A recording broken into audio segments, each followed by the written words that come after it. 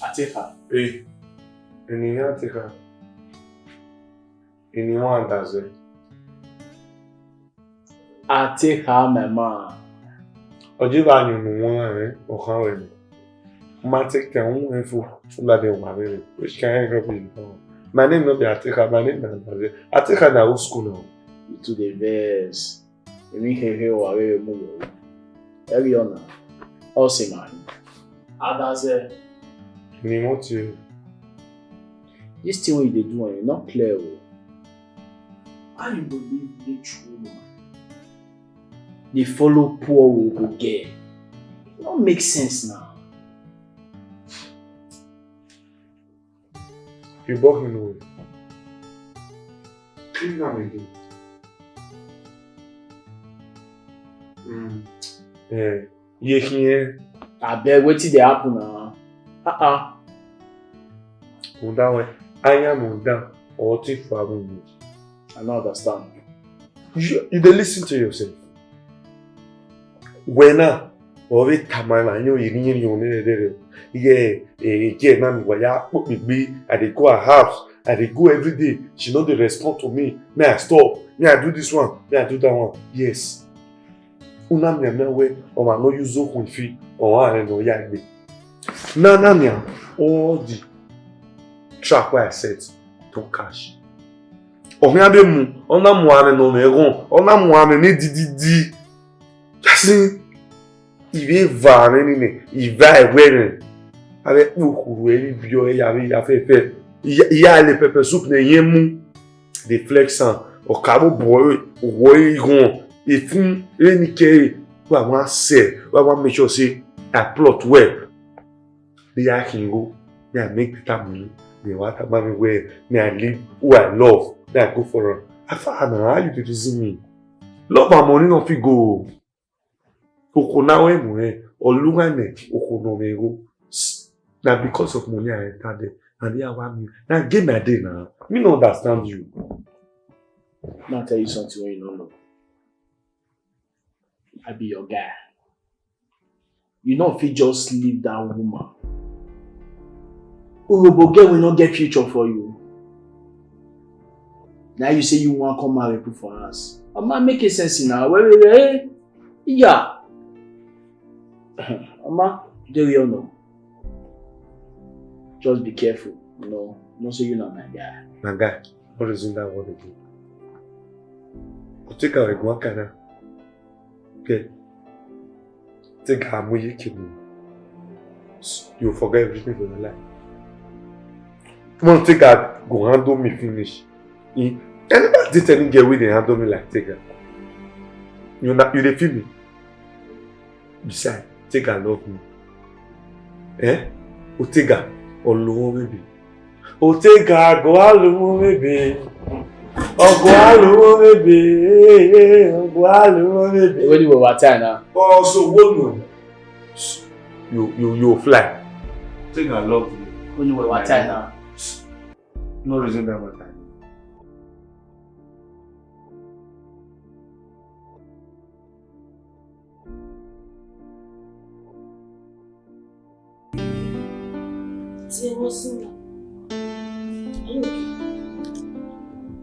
What is it?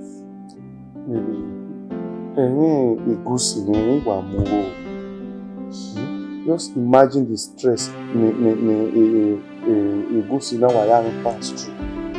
We have spent more than 80 million naira. Still, imagine me the success of it. Emi have say Nigeria now. Where because of contraband and custom, you will be 40 million.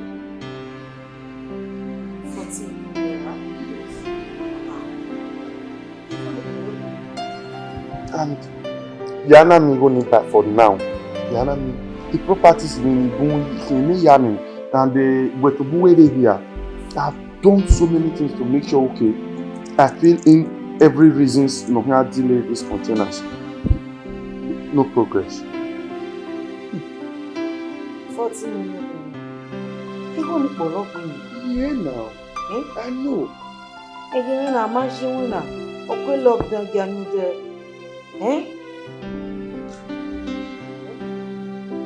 Where is my owner? I don't know. If you can still help me for the last time, please. Yeah, who you are. Yeah, helping you is not a problem. After all, you are the father of my one child. So what's he gonna help you with? But the only thing is that pay him a role now. But I will suggest or whether I'm not wrong. Estate. No, baby, I can't stay back. That's just too expensive. Down the family royalty. That's just too expensive, baby. Okay, imagine. You do have to wait on the one already family or young anyway. You do have to a good digger. Baby, I can't take that risk. You are the family I have. Why in person or do both are aware we don't have to go up to that length. I know you want to help me, but if there is other ways you can help me better. It's a risk for you to take a risk. And those things you are talking about is my father's property. Maybe I know. I'm not going to see him.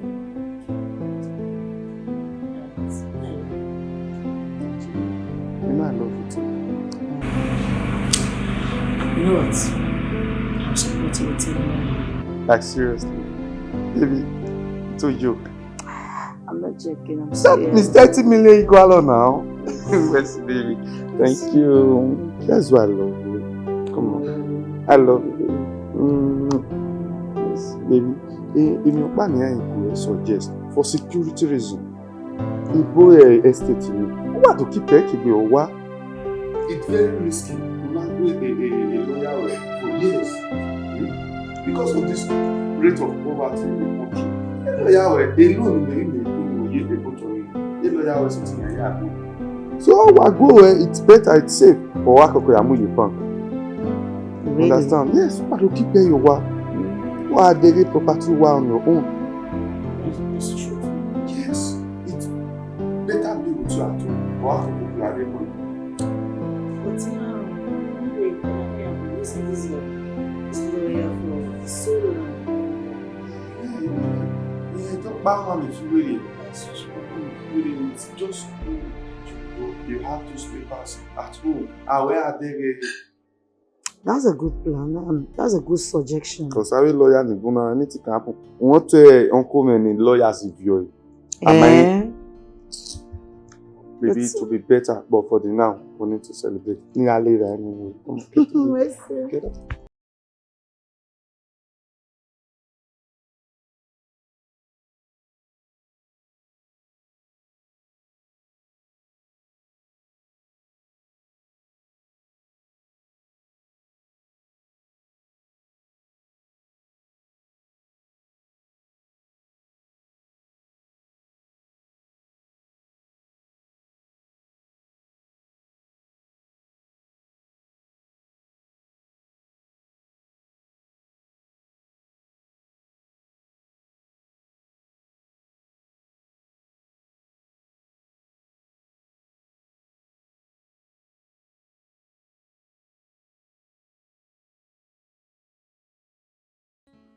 You say maybe tomorrow or next. Wow. Yeah. Really? Yes. Oh God, I just can't wait for we to be together. Finally, we get married soon, right? That's not a legit issue now. Which one is the reason? Yeah, babe, wow, because me and you forever. Yes, now. You Not with that sugar money stuff and all that. So, the man is paying the money to your account, right? It's not which other account you want to Ah. Other account. Don't you think they will trace you? Now legit business. You know buy around the man, something concerning your business. A legit thing, so it's pure. I send you go on it. I came no soon my buying, you know. But I don't want to lose you. I don't want to lose you. You will not lose me. Okay. I suggest you just pay it into your younger sister account. My younger sister account? Mm-hmm. No, that one not piece up now. Huh. Can't big money like that. We go feel better for community life. Come move on. Enter my younger sister Aza. You know if you work now. So For me to put on for my sister Aza, I better put on for you. Okay. So you send my details to the buyer, right? Anyhow it will be. If not my own, cool. If not your own, no problem. Okay. Hey, you're relaxed. Any respect. You understand? What you cook, sir? Now go soup and stash. Ah, Rana. Give me a woman that fresh fish day. Yes, now. Give me a woman shopping. She make her fish day. Now it's a cook. Baby, my baby. After I don't knock stash finish, I'll stash you. I'll give you get up. Number one. Yes, now. Baby, give me a woman please. Yeah, baby. What to do? I'm not sleeping tonight or... Really? Yeah. See tomorrow. I'm very tired. Really? Baby, I'm tired. Why?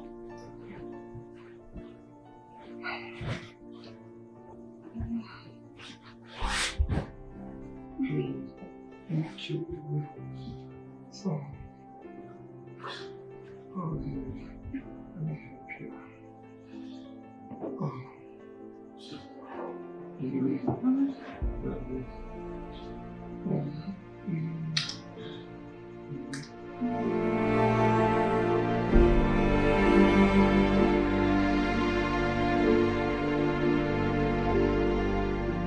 Monsieur, où est-ce le donner où vous venez que tu l'as mon office? Aussi ouais. Adaze. Yes, Adaze. He was in my office yesterday. I went to view a best estate in estate when So I just want to clarify, they have your name or not, or say any now when you can't know. Mommy, viens now. Leave your name. I don't think it mean anyhow. So, viens. Leave your name. Viens, a problem with mommy. Leave your name. My how you was in that very particular estate. If I had in Bewa, Gumiwa, Irowa, you understand? So it's my husband to be. I don't think it mean any harm. All right. I'm sorry. You have your name. Mama, Lao also what am I? We no me adi. I'm going to the office now. Okay, mom. Yeah, We are good. Come on, Well, let's take let's see. All right.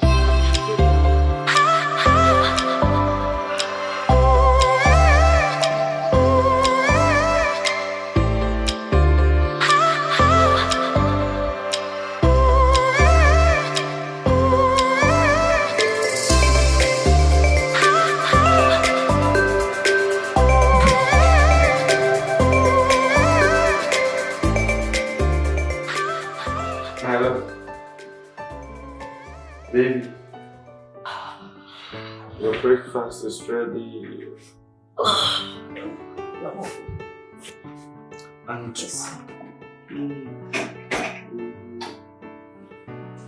how's my baby doing? That's good. Okay.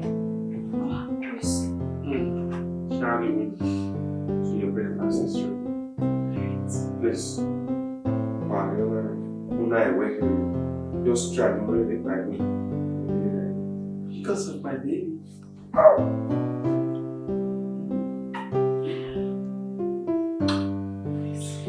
hope you are good. Yeah. Okay. No problem. I promise 3:34. Love you.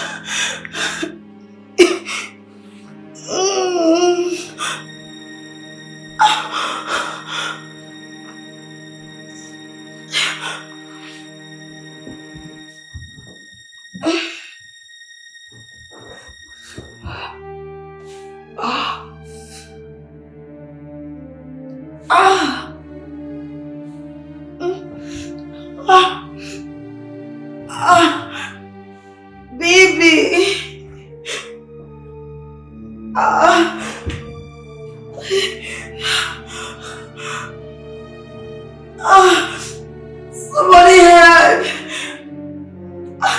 Adase!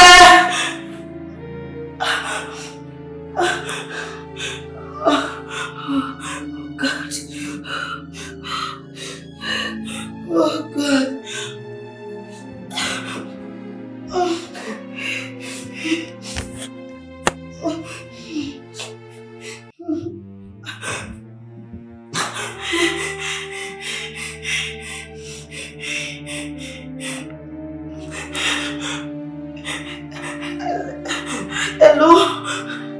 Hello, doctor. Oh, we are doing. You made me know me. Doctor Lao.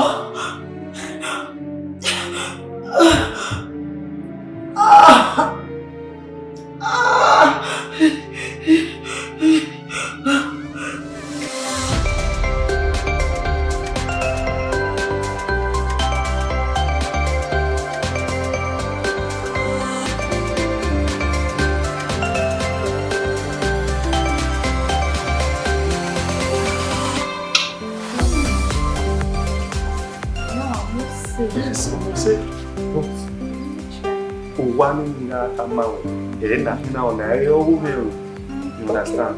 So, my hair, because the man, any moment from now, is a theory. You understand? But my hair, because of the projects, the other person, yes, so once you watch it, you will have to worry.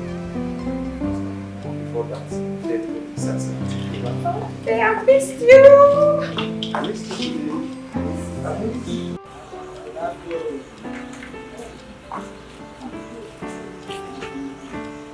Oh yeah. Oh yes. Yo. No kissing. Oh. You got to ask you. O sábà bá do ele mensagem. Aka. Lá agregate no. Agregate no da meta agregate no gbe. Pelo já fi ore na agregate. Wá ti asa wa na.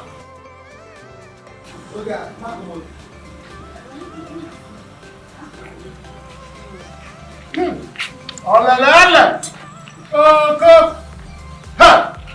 See backyard. I know something must kill a man. O viaggio non è reggae.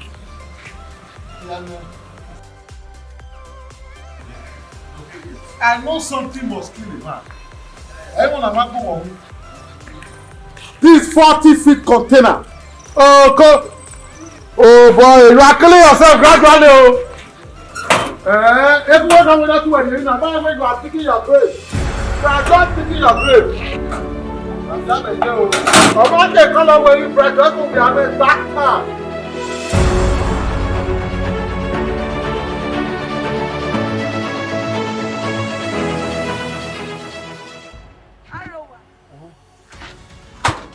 Wàá lọ. Dava. Iye. Wàá lọ. Ey ga go me menu we go ba. Dọ́wọ́n ló gbẹ ní wọ́n ẹ̀ náà.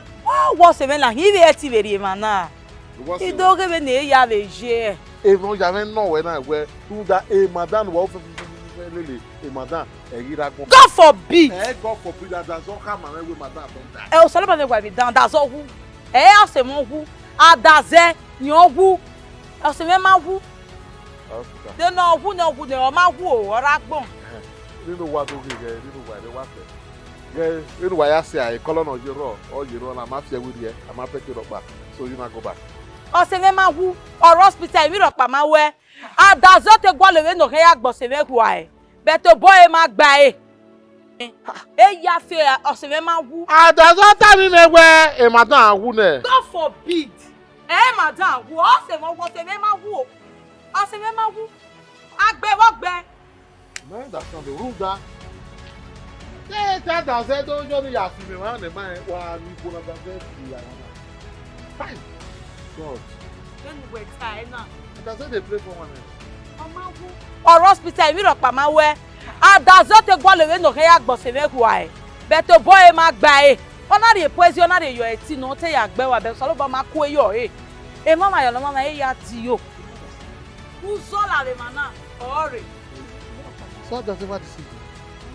so that guy play for one that guy do for one Oma you know what na the what e color wa ya see ai or you be am after color of away everything it take a time where is the una when we do ke we no wa chi e dey mi ro no e ma ni be do bo ejo lo that dey no ria no e ma kunu akeso adolo yiru da when wala wa se when wala wa polo se e mi wa ro pa yiro ru da ru mi wala nia e latero e bo e wina amero toilet e wina ogbaro agabu a table boom, a television winner, a ceiling fan winner, a standing fan winner, urupa bawo wa. A 12 inches foam. Adaze yoko ya pion 4 inches so ikewo. So you make him a kiss one. Ah, uda adaze iye import ikori wara. Ovie o import okpari. And uta o export okpa. Ovie o import okpari. Uta o import okpa. Elu mi o wala nia. If you don't buy it, if you want to roll, that's you cook it. You have to no one and you want in this house. Who gave me a way of buying that? This house they do get. Where they will get to what bag it. Yeah, I will get you where I will where they go. I know they say I'm like. No. So you not just go. Where will it go? Anyway, let them away. A madam already uzola no day.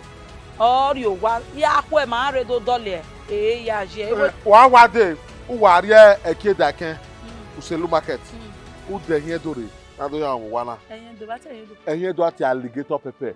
One alligator pepper, then a coco bake with olive oil. I do stand like Gawana. I got here. And you wanna ya for Ruwana. Me, I don't like where I do that. You want to Ruwana Yafe. You have to let Quade. I don't say you cook Ulia Quade. You just go. And what time by my river? You go make where river. Maria. How do I river? How do I? Oh, yeah, yeah. E ku we no ni lele na o yere ba ba. Wiro! Ario ka ba gbon, idiot lo ma ba no mi na wi go gbe we. O ma go bi ogun agbon bi ogun ayu ki go nu ate ya ma ya fo ya de pancake. O ye ku ye keke pancake ya o nu ri oko.